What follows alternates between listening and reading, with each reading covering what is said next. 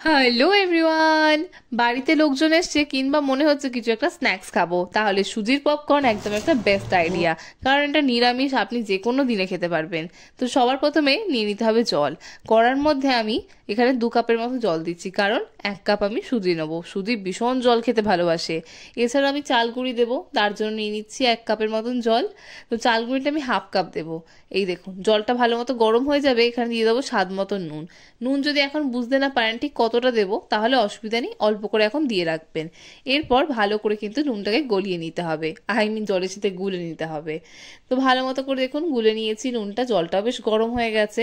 তারপর কিন্তু জলটা গরম হয়ে গেলে আমরা একদম সুজিটাকে অ্যাড করব। ভালো করে দেখুন, আগে আমি কিন্তু এটাকে মিক্স করে নিয়েছি। ভালো মতো মিক্স হয়ে গেছে, নুনটা একদম পুরো মিশে গেছে। এবার আমি এখানে দিয়ে দিচ্ছি সুজি। এখানে আমি 1 কাপ সুজি দিয়েছি। সুজিটা দেয়া মাত্রই কিন্তু নাড়াচাড়া করতে হবে, নয়তো দলা পাকিয়ে যাবে। সেই কারণে দেখুন, দেয়া মাত্রই একদম তাড়াতাড়ি করে মিশিয়ে নিয়েছি। এবার ভালো মতো করে সুজিটা মিক্স করে নেওয়া হয়ে গেছে। এবার আমি এখানে দিয়েছি 1/2 কাপের মতন কিন্তু চালের গুঁড়ি। সেম ভাবে চালের গুঁড়ি দেওয়ার পরে কিন্তু ভালো করে একদম মিক্স করে নেবেন, নয়তো দলা পাকিয়ে যাবে। বেশি একদম ওয়েট করলে চলবেই না। ভালো মতো করে দেখুন এরকম ভাবে মিক্স করছি। তো ভালো মতো মিক্স হয়ে গেলে এবার আমরা এখানে দিয়ে দেবো একটুখানি চিলি ফ্লেক্স। আপনি যেরকম ঝাল খান সেই অনুযায়ী কিন্তু এখানে চিলি ফ্লেক্সও দেবেন। ঝাল ঝাল না হলে কিন্তু স্ন্যাক্স একদম জমে না।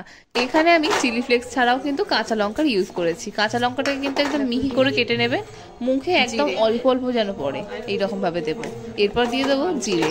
জিরেটা এখানে একটু বেশি পরিমাণে দেবেন, এতে খেতে কিন্তু খুব ভালো লাগবে। ভালো মতো করে মিক্স করে নেবেন আর দেখে নেবেন সুজি যেন ভালো মতো করে একদম ফুলে গেছে, তাহলেই কিন্তু এইটা হয়ে গেছে। তখন কিন্তু গ্যাসের ফ্লেমটা অফ করে দিতে হবে আর ভালো করে স্প্রেড করে দিতে হবে। স্প্রেড করে এটাকে একটু ঠান্ডা করে নেবেন। এবার একটা বড় দেখে সিদ্ধ আলু নিয়ে নিলাম, এটাকে কিন্তু গ্রেট করে নেবো। জানি এটা সিদ্ধ, কিন্তু তাও গ্রেট করছি এই কারণে যাতে এর মধ্যে যেন কোনো রকম দলা পাকিয়ে যেন কিচ্ছু না থাকে, মানে জিনিসটা একদম পুরো ক্রিমি আর স্মুথ হয়ে যায়। সেই কারণে কিন্তু এরকম ভাবে গ্রেট করা, দেখুন একদম স্মুথলি বেরোচ্ছে। তো এইরকম ভাবে দেখুন আলুটাকে গ্রেট করা হয়ে গেছে। এবার সুজিটা ঠান্ডা হয়ে গেছে, তো আমি এর মধ্যে দিয়ে দিচ্ছি। দিয়ে এটাকে ভালো করে কিন্তু হাতে করে মিক্স করে নেবো। যদি মনে হয় সুজিটা এখনো গরম আছে, সেই ক্ষেত্রে আপনি একটা কাজ করতে পারেন, সুজিটাকে একটু ভালো মতো করে মিলে রাখতে পারেন, ঠান্ডা হয়ে গেলে তারপর সেটাকে মেখে নেবেন। এবার আমি এর মধ্যে দিচ্ছি আমচুর পাউডার, এতে কিন্তু খেতে খুব ভালো লাগবে। আর এরপর আমি দেখুন ভালোভাবে কিন্তু হাতে করে মিক্স করে নিচ্ছি। এই সময় আপনার যদি মনে হয় এর মধ্যে কিছু কম বেশি মানে স্বাদটা আর একটু ভালো করবেন, তো তার জন্য নুন বা আমচুরের পাউডার একটু বেশি করে দেয়া কিংবা চিলি ফ্লেক্স একটু বেশি করে দেয়া, সেটা হচ্ছে চলতে পারে। আর একটা জিনিস বলে রাখি, কেউ যদি তুমি জিরে প্রথম দিকে দিতে ভুলে যাও, এই সময় কিন্তু জিরেটা এর মধ্যে দিয়ে দিতে পারো, তাহলেও কিন্তু কোনো রকম প্রবলেম হবে না। ভালো করে দেখো হাতে করে কিন্তু এটাকে মেখে নিতে হবে। ভালো মতো করে মাখা হয়ে গেলে এবার তেল মাখিয়ে এটাকে আমি একটু ঢাকা বন্ধ করে কিছুক্ষণের জন্য একটু রেস্ট দেবো। কিছুক্ষণ রেস্ট নিয়ে নেওয়ার পর তারপর কিন্তু আমরা এটাকে ভাজবো। 5 মিনিটেরও কম রেস্ট দিলে কিন্তু চলে যাবে। 5 মিনিট হয়ে গেছে, এবার আমি কিন্তু এখন ঢাকাটা খুলছি। এবার এটা থেকে কিন্তু আমি লেচি কেটে নেব। লেচিগুলো কেটে নেওয়ার পর আপনি এখানে যে কোনো ধরনের শেপ দিতে পারেন, মানে যে কোনো চাঁদ তারা সূর্য যেটা মনে হবে। আমি এখানে ফার্স্ট এরকম চৌকো চৌকো মতন শেপ দিয়েছিলাম, দেওয়ার পর কি মনে হলো এটাকে আমি গোল করে নেবো, সেই জন্য আমি কিন্তু এগুলোকে দেখুন এইরকম ভাবে কেটে নেওয়ার পরেও গোল শেপগুলো দেওয়ার সময় শুধু একটা কথা মাথায় রাখবেন, যেন এগুলোর আকারগুলো একদম ছোট ছোট হয়, তবেই কিন্তু সেটা পপকর্ন থাকবে, নয়তো কিন্তু আর পপকর্ন থাকবে না, সেটা বড়া হয়ে যাবে। তো যাই হোক, এবার দেখুন তেল দিয়ে দিচ্ছি, এখানে সাদা তেল নিয়ে নিয়েছি। আর এইগুলোকে কিন্তু আমি ছাঁকা তেলে ভাজবো, তো একটু বেশি পরিমাণে তেল নিতে হবে। তেলটা ভালো মতো গরম হয়ে গেলে আমি কিন্তু একে একে আমার পপকর্নগুলোকে এর মধ্যে কিন্তু ছেড়ে দেবো। এই দেখুন এই রকম ভাবে। তো এইরকম ভাবে দেখুন ধীরে ধীরে কিন্তু আমি এগুলোকে দিয়ে দিচ্ছি, আর খুব বেশি খুন্তি দিয়ে নাড়াচাড়া করব না।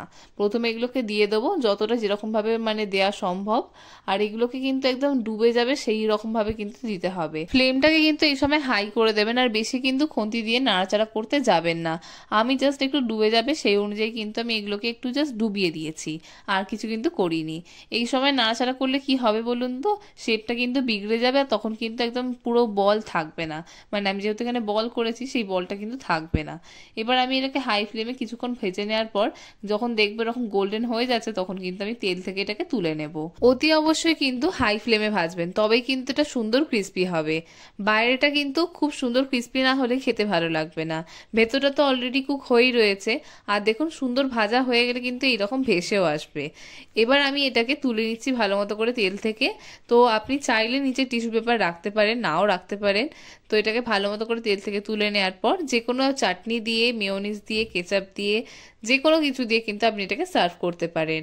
অতিথি কেন, নিজের জন্য কিন্তু এরকম ক্রিস্পি বলস বানাতেই পারেন। এই সুজির পপকর্নগুলো কিন্তু ভীষণই ক্রিস্পি হয়েছিল।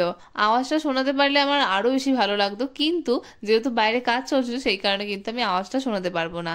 বাট তোমরা যারা যারা এটা ট্রাই করবে তারা কিন্তু অতি অবশ্যই জানিও কিরকম লাগলো তোমাদের এই ভিডিওটা। এবার তোমাদের একটা ছোট্ট কাজ, চটপট যাও ইউটিউবে সার্চ করো ফোরন বলে, সাবস্ক্রাইব করে বেল আইকনটা ক্লিক করতে একদমই ভুলো না, যাতে আমাদের নিত্য নতুন রান্নার নোটিফিকেশন তুমি সবার আগে পাও। আর তুমি যদি আমাদের ভিডিও ফেসবুকে দেখে থাকো তাহলে আমাদেরকে ফলো করে দিও। And don't forget to like, comment and share. ইতি তোমার ফোরন। বাই।